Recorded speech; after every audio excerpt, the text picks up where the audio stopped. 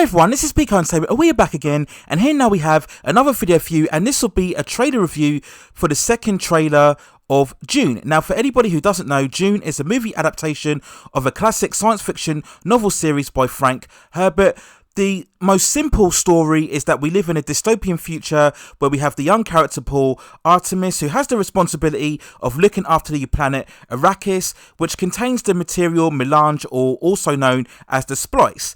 And this is a special material because it can extend human life and has supernatural levels of thought and abilities. Now, over the course of the story, he faces various enemies and antagonists who want to come to Arrakis and obtain splice for their own desires. Now, there was a previous movie adaptation of Dune released way back in 1984, starring Carl McLachlan and Sting. Now, the current movie adaptation is due for release in cinemas and HBO Max on October the 22nd, 2021, but it will only be available for streaming on HBO Max for 31 days. Now, it's armoured with a huge 165 million budget, and it has a very high caliber cast, including Timothée Chalamet in the lead role. We have the likes of Rebecca Ferguson, Oscar Isaac, Josh Brolin, Javier Bardem, Dave Batistua, and Zendaya, and it was directed by Denis Vilenueve, who directed the likes of Arrival and Blade Runner 2049. Now, just to quickly reflect on the first trailer, which was a very long time ago, I believe it was around about September 2020. Now, on my review of that trailer, I stated that the presentation itself had a lot of stunning visuals and atmosphere, lots of those typical science fiction musical scores and tones, and it looked absolutely great, but there was a real lack of plot and story, and I felt at the time that it was very important that future trailers after that needed to establish much more of the plot and the story overall in order to cross over to mainstream audiences. So then we look at the second trailer overall, and it was quite a long trailer. I think it was close to nearly 3 minutes long, and it really repeated a lot of the same feelings that I had over the first trailer. It had, again, a lot of the visuals and the tones. They clearly went for a much more of a mainstream blockbuster science fiction actioner feel towards it. They really amped things up in terms of the explosions and the soundtrack. We had a lot of wailing music. I think it was a bit overblown at times, particularly near the end, to be honest with you. We get a lot more fight sequences and armies fighting against each other, a lot more visual shots of big ships over the skylines, and it all looked very impressive. But like the first trailer, it still suffered a lot in terms of a vagueness in terms of the overall story. Now, in the beginning scene, we get some sort of exposition from Zendaya's character when she outlines the planet Arrakis and how outsiders have ravaged the planet overall, and her people have been subject to cruel treatment, and she calls out to Paul in her dreams very much so. So this will be the outline of the plot, where essentially Zendaya is one of the struggling survivors of the planet Arrakis, and she calls out to Paul in order to get his help. So over the course of the story, I think we'll establish much more of a mental connection between the two, and I'm pretty sure it will end up in some revelation about Zendaya. She'll have some sort of special gift or heritage, and that will maybe tie into the fact that she's able to visually make a connection towards Paul. As I mentioned already, we had that great visual shot of that huge ship towering over the planet Arrakis, we assume, in that desert landscape. Very good visually as well. We see the kind of lighting of the explosions from the ship. Again, I think this is what Zendaya was referring to in terms of her people being under attack. So referring again to the suggestion that the natives within Arrakis will need help, and this is backed up by the next scene where we see Oscar Isaac, who plays the role of Leo Arietides, I think, and he essentially is calling the troops together to go and protect Arrakis.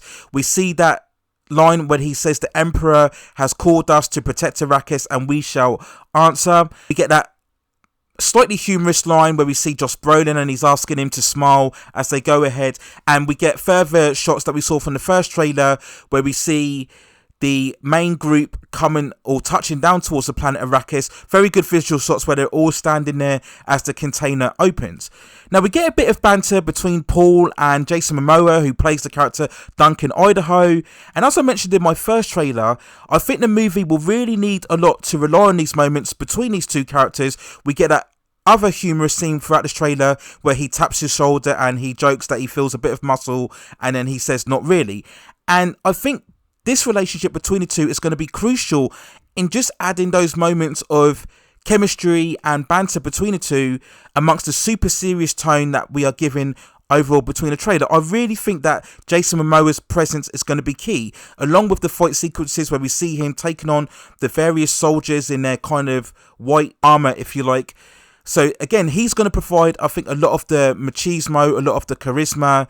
Again, what we saw from his performance as Aquaman, and his relationship with Paul, I think is going to be absolutely crucial from a characterization point of view. If there are going to be any heroes that we build a connection to, I think throughout this film, I think it's going to be provided by these two characters. So as I mentioned before, we get earlier shots that we saw from the first trailer where we see Josh Brolin training Paul again. Very good choreography. They've kind of enhanced the effects of these training sequences as what we saw originally from the 1984 version, and once again he's warning him of the brutalities. Again, I assume this is the dangers of the planet Arrakis. Later on, Paul states that his family are being picked apart one by one, so I actually wonder how many of these characters are actually going to be killed within this story. Will Oscar Isaac or Rebecca Ferguson be killed?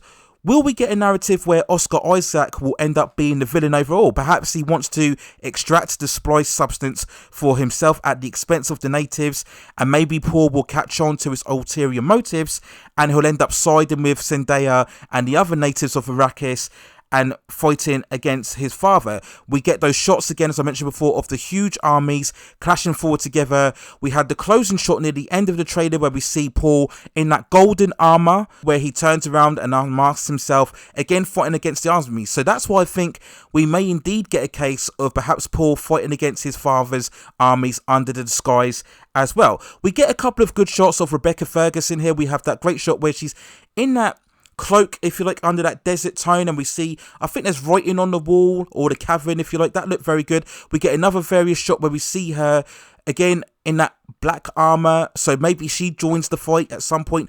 Maybe she gets killed during the battle. We don't know. We wait and see on that. I imagine there will be some sort of double cross. There will be some sort of betrayal where Paul thinks he's doing good, or he's being led to be thinking he's protected the natives. Somebody will show their hand, and then this will lead Paul to fighting alongside Zendaya.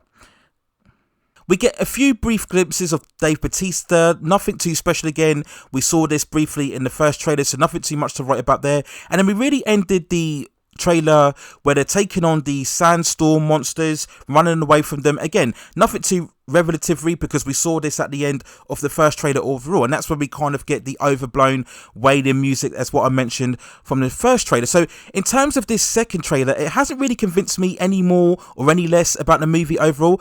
As I said before, the big budget is fully there, clearly evident on screen for everybody to see.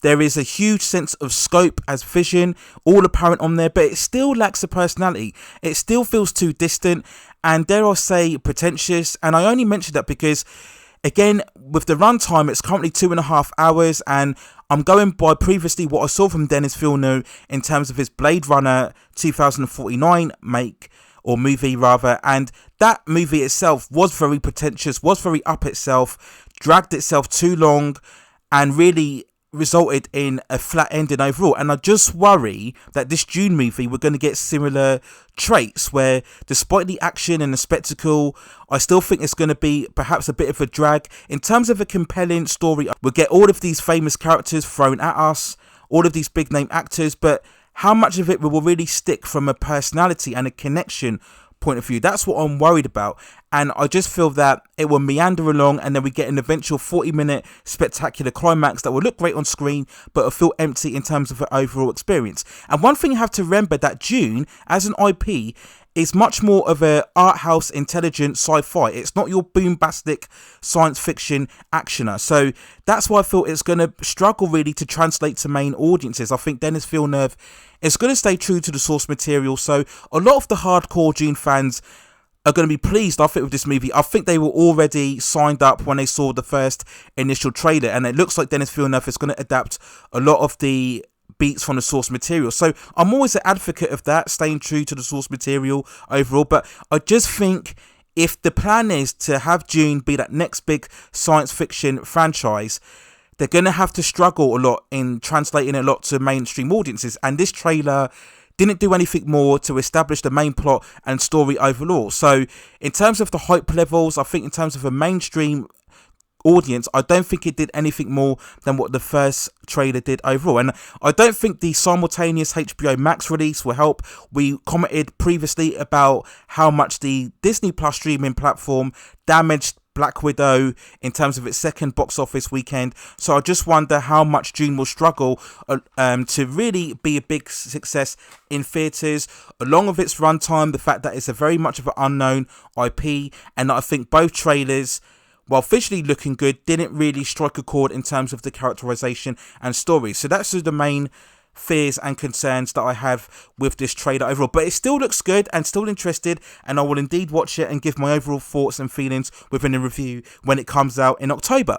So those are my thoughts and feelings on the second trailer for Dune. Let me know what you think in the comments below. Obviously, as I mentioned before, if you are a major fan of the novels, I'm sure you're already invested.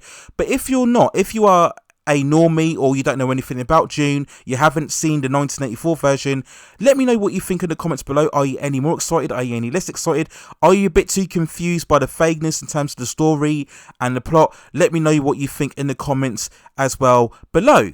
Please also hit and like those subscription and notification buttons so I can provide you with more high quality content and commentary like this in the future. But that's it for now. Take care of yourselves, stay at safe distances, and I will see you very, very soon.